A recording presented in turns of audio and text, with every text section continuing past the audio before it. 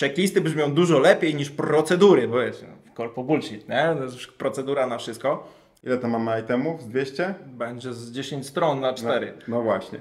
Po to robiliśmy tą checklistę, żeby przypilnować procesu, a ty olałeś 3 z 8 punktów. I wtedy wiemy, jak dotrzeć z punktu A do punktu Z.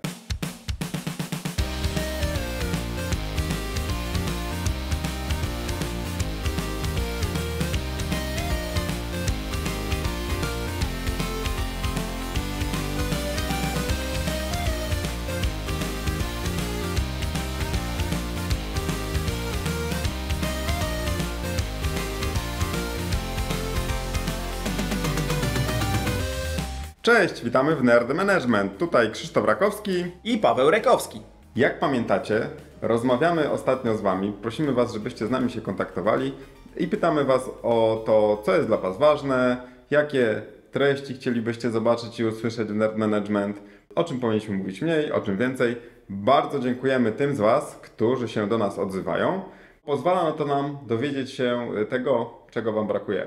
Jednym z takich tematów okazuje się, że są rzeczy, które dla nas na początku wydawały się dość takie podstawowe i oczywiste i teraz w Nerd Management chcemy też się skupić właśnie na tych z Was, którzy dopiero co tymi liderami zostali i są w takiej trochę pułapce, no bo nikt ich nie wdrożył, nie ma czasu na to, żeby ich wyszkolić, a jednak jest robota do zrobienia, są ludzie do przypilnowania, są zadania do wykonania i czas się za to zabrać, także bierzemy się solidnie za podstawy. Chcemy pracować nad taką apteczką lidera, czyli podstawowymi elementami, których brakuje świeżo upieczonym liderom. Pierwszą rzeczą, za którą się zabierzemy, będą checklisty. Paweł, jak to jest w ogóle?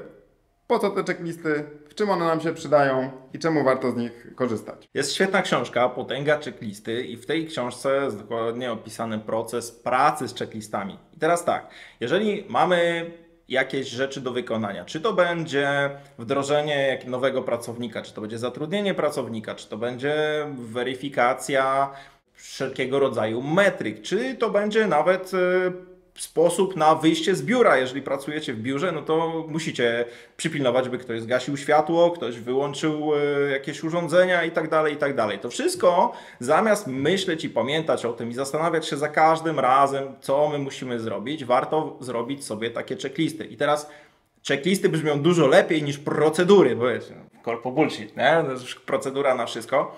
Ale dokładnie o to chodzi. Procedura to jest zwykła checklista z punktami, która jest zapisana, jest w jednym miejscu i ona pomaga nam nie zapominać. To nie jest narzędzie, które ma nas ubezwłasnowolnić i sprawić, że będziemy korpolutkami i tylko odhaczać kolejne rzeczy. To jest coś, co ma naszą energię zaoszczędzić na rzeczy te ważne i kreatywne, a na takie wszystkie pierdołki, żebyśmy nie zastanawiali się w kółko, czy musimy coś zrobić tak czy inaczej, tylko żebyśmy robili to w taki, a nie inny sposób, pamiętając o wszystkich rzeczach, które są ważne. Checklista w tym kontekście, w którym rozmawiamy, dokumentuje proces.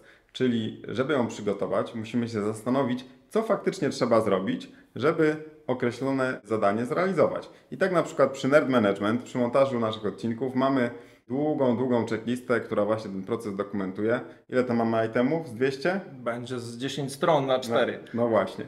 Ale żeby taka checklista powstała, trzeba się zastanowić nad tym procesem. Co chcemy osiągnąć? Od czego wychodzimy? Jakie problemy spotkamy po drodze? W jaki sposób te problemy rozwiążemy? Jakie mogą być jakieś nietypowe anomalie czy inne problemy.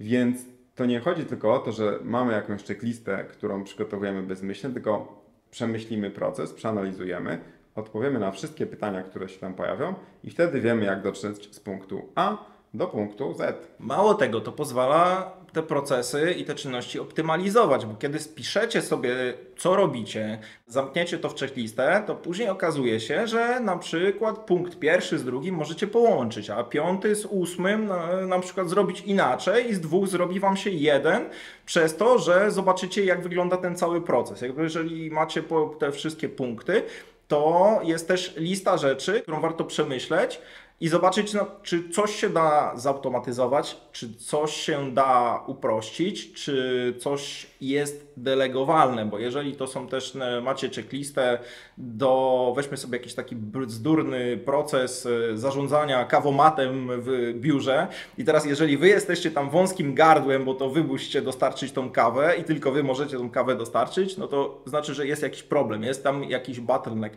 Kiedy mamy takie elementy, które wymagają tylko i wyłącznie waszej roli, tego, że wy musicie się tutaj zaangażować, a jest to jakiś proces, który jest bzdurny lub taki, który dałoby się wydelegować, to spisywanie tego, to przede wszystkim to ułatwia. Ułatwia to później oddelegowanie, danie komuś, żeby wykonał punkt po punkcie. I to jest też taka ważna rzecz, że pisząc te checklisty, one powinny być tak proste, jak to tylko możliwe, ale nie prostsze. Czekaj, co to znaczy, że nie prostsze? To znaczy, że jeżeli masz coś na tej liście, to ma to być zrozumiałe dla kogoś, kto wchodzi i wejdzie, zrobi, ale nie musisz pisać elaboratu, że za zakrętem zrób 3 kroki, obróć się o pół centymetra, to nie piszesz algorytmu dla żółwia, jak pisałeś kiedyś logo. No, meta, macie logo.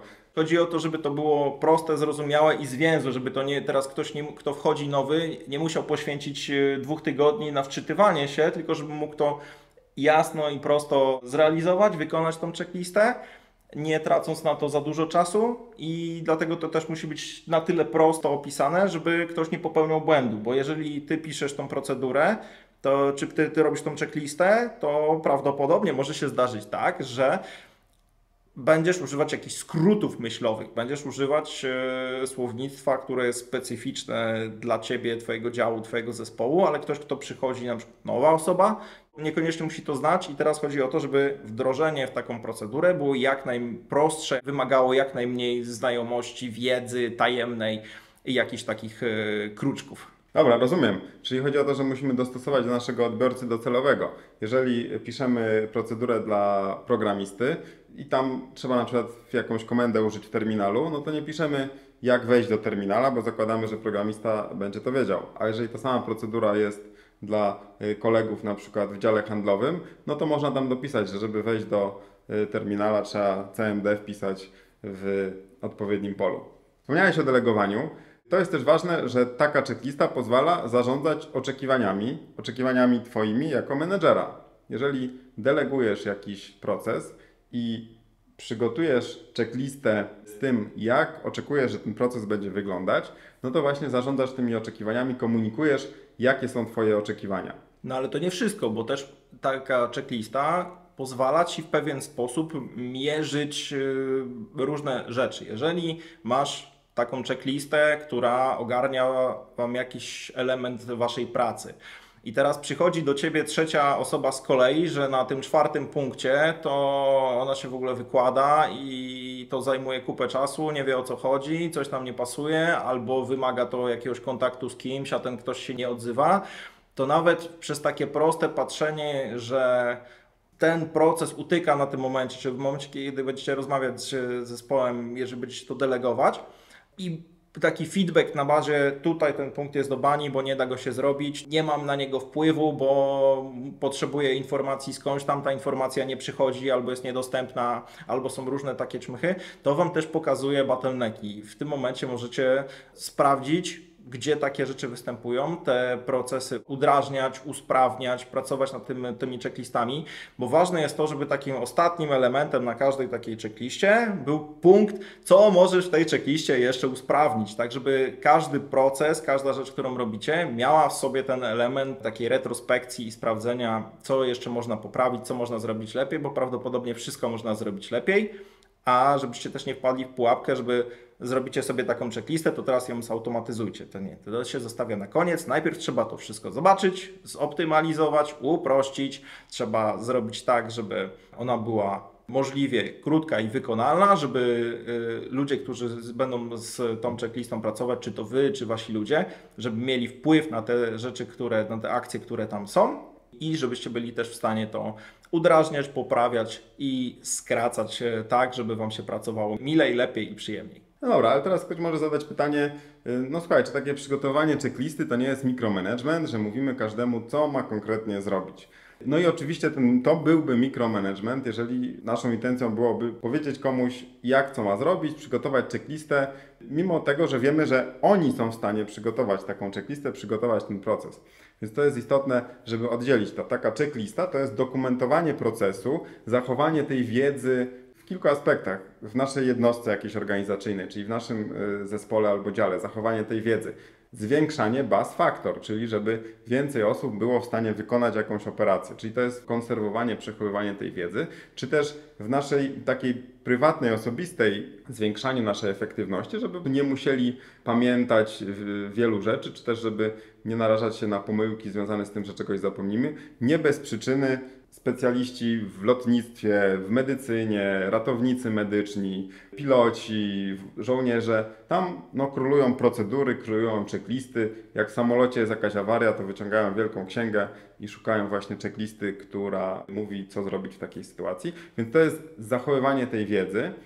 I w kwestii mikromanagementu musicie wyczuć taki balans. Czasami osobie, która nie wie, jak coś zrobić, to dajemy checklistę, bo jej delegujemy wykonanie jakiegoś zadania, na przykład, w którym my jesteśmy specjalistami. Wtedy ona ma tę checklistę, jest w stanie nauczyć się na tej podstawie, a potem oczywiście ją rozwijać. Ale jeżeli prosimy kogoś, żeby zrobił coś, w czym ten ktoś jest dobry, no to już wtedy nie robimy dla niego checklisty, tylko prosimy tę osobę, żeby przygotowała checklistę, żeby udokumentowała proces. I tutaj warto pamiętać o pojęciach Task Relevant Maturity czy Waterline Principle. Odeślemy Was do odpowiedniego odcinka, który o tym mówi, bo to są właśnie takie narzędzia, które pozwalają zbadać, gdzie jest ten poziom, powyżej którego czy poniżej którego możecie dać odpowiedzialność albo ją zachować u siebie. I też, żeby dostosować ten poziom właśnie wsparcia, tej pomocy, zależnie od tego, na ile ktoś jest w stanie podjąć te konkretne wyzwania. Na koniec jeszcze dwie ważne rzeczy. Pierwsza odnośnie tego mikromanagementu, co Ty powiedziałeś, bo to jest bardzo, bardzo ciekawa rzecz. Ważne jest, kto jest właścicielem tej checklisty, bo właścicielem nie powinieneś być Ty jako szef, tylko właścicielem powinien być cały Twój zespół. Każdy powinien móc coś tam usprawnić, udrożnić, każdy powinien móc współtworzyć taką checklistę, jeżeli ona wszystkich dotyczy. Ważne, żeby to było coś, co będzie pilnować Waszej pracy, oszczędzać tą uwagę i to skupienie na rzeczy, które są ważne, istotne i kreatywne, gdzie tej energii potrzebujemy, chcemy, a nie na tym, żeby się skupiać na pierdołach, co tam trzeba było wykonać w danym kroku. To jest jedna rzecz. Druga rzecz, i to jest ogromna pułapka, to też co Ty powiedziałeś, bo ten Task Relevant Maturity jest spoko, tylko tam też jest, jak ktoś mówi, diabeł tkwi w szczegółach, ponieważ najczęściej będzie tak, że jeżeli mamy seniorów, ludzi doświadczonych, ludzi, którzy znają proces, to oni będą go wykonywać automatycznie i będą olewać te checklisty, co może prowadzić do tego, że coś będzie zrobione nie tak, coś będzie zrobione nie w ten sposób, jakieś kroki zostaną pominięte i tutaj jest Wasze zadanie jako lidera do tego, żeby tych ludzi przypilnować, z nimi pracować, jeżeli trzeba, to ich nawet zmobilizować do tego, że ej, słuchaj, Ty jesteś taki super wypasiony, super senior, ale my po to robiliśmy tą checklistę, żeby przypilnować procesu, a Ty olałeś 3 z 8 punktów i przez to nie mamy tego, albo coś tam wybuchło. Także tutaj musicie też zwrócić szczególną uwagę na Waszych seniorów, na Waszych najlepszych ludzi, ponieważ często najwięcej błędów właśnie te nasze gwiazdy popełniają. Właśnie, na koniec, Paweł, jakich narzędzi używamy do checklist? My używamy Nozbi, używamy Jiry, używamy przypomnień i notatek z Apple'owych, tych OS-owych. To jest w ogóle chyba najprostsza rzecz. Jeżeli korzystacie z iOS-a, tam aplikacja notatki pozwala tworzyć checklisty, można je wysyłać, szerować, udostępniać i tak dalej. Na Windowsach niestety, sorry, się nie znamy, chyba że Ty się znasz na Windowsach. Na Androidzie i na Windowsie na pewno są też odpowiedniki, zdecydowanie, ale najprostsze to jest kartka papieru i checklista, którą robimy sami na papierze, więc to też jest narzędzie. Ja na przykład używam pakietu Things na właśnie ekosystem Apple, też jest świetny. Można używać OneNote'a, można używać Worda, Excela. W pakiecie Office też jest oddzielna aplikacja w ogóle do przygotowywania checklist, więc tych narzędzi jest multum. I moim zdaniem konkluzja jest taka, że każde narzędzie jest dobre, tylko trzeba dostosować do tego na przykład, czy chcecie te checklisty dzielić z kimś, czy nie. Czy to są Wasze osobiste takie, które można wyrzucić następnego dnia i można mieć na kartce, czy raczej coś, co chcecie sobie zachować? Czy chcecie mieć jakieś powtarzalne, czy niepowtarzalne? Czy zagnieżdżone, czy niezagnieżdżone? Więc każde narzędzie jest dobre, warto tylko, żeby je dostosować do naszych potrzeb. I jeżeli dopiero zaczynacie, zacznijcie prosto, nie komplikujcie sobie życia, im prościej, tym lepiej. To jest właśnie zwykły notatnik, gdzie od myślników wypiszecie sobie rzeczy, które są dla Was istotne w tej checkliście. Nie komplikujcie sobie życia, zacznijcie i zapisujcie te kroki w taki sposób właśnie, żebyście nie musieli pamiętać o tym, jak coś zrobić, żeby to było spisane, że w każdym momencie, kiedy tylko jest potrzebne, możecie tą checklistę wyciągnąć, możecie ją zastosować, możecie ją zoptymalizować, możecie podzielić się zespołem, możecie wdrożyć nowego człowieka i to ma bardzo, bardzo jeszcze dużo innych fajnych zastosowań, które ułatwią Waszą pracę i w Waszym zespole. To tyle, jeżeli chodzi o temat checklisty. Będziemy dla Was mieli niedługo trochę więcej materiałów, które są kierowane właśnie do tych z Was, którzy dopiero zaczynają przygodę w leadershipie albo nawet ją dopiero planujecie. Więc zapiszcie się na newsletter, bo będziecie mogli dostać pierwsze informacje o tych naszych nowych, fajnych inicjatywach. A będzie to coś grubego i właśnie skrojonego pod tych z Was, którzy mają ten dylemat, mają ten problem, że weszli na tą ścieżkę, mają teraz pożar do ugaszenia, a niekoniecznie wiedzą, jak się za to zabrać. Tymczasem dziękujemy, że nas wysłuchaliście i widzimy się za 2 tygodnie we wtorek o godzinie 8:00. Trzymajcie się, cześć!